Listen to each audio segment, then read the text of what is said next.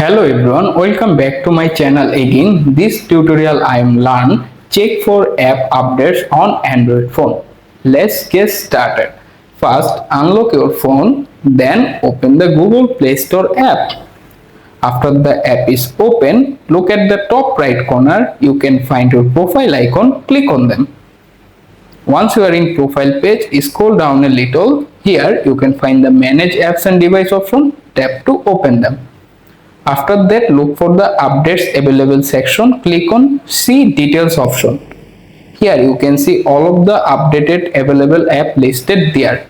If you find any specific app, if you want to update them, for example I am update the ChatGPT app, simply tap on the update button next to their name and wait to complete the updating process. However, keep in mind, if you decide to save your important time, if you click on one button to start update automatically all apps there, don't worry, this option is available. To do that, simply tap on the update all button at the very top and automatically start updating all of apps there. Thanks for watching. Like this video, share it with your friend, subscribing to my channel.